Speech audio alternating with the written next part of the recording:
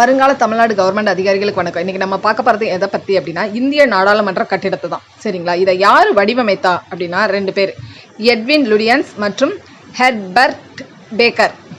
சரிங்களா? இவங்க 2 பேர் தான் என்ன பண்ணினாங்க அப்படின்னா, இந்த நம்மளோட நாடாளுமன்ற கட்டிடம் வந்து எப்படி இருக்கணும் அப்படிங்கிறத வடிவமைத்தவர்கள். இவங்க யார்? பிரிட்டிஷ்காரவங்க. எப்போ வந்து இது வடிவமைத்தாங்கன்னா 1912 முதல் 13 வரைக்கும். சரிங்களா? இதை எப்போ கட்ட ஆரம்பித்தாங்க? 1921 கட்ட ஆரம்பித்து 1927 முடித்தாங்க. பேக்கர் அன்றைக்கி சும்மா இருந்திருந்தாருன்னா இன்றைக்கி மக்கள் வந்து இந்த கொஸ்டினே இருந்திருக்காது.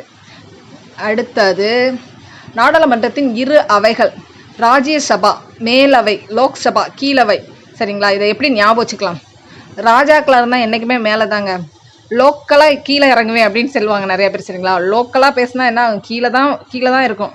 அதான் லோக்சபா கீழவை. ராஜா மாதிரி இருந்தால் மாநிலங்களவை மேலோட்டமாக பார்த்துட்டு போயிட்டே இருக்கலாம். லோக்சபா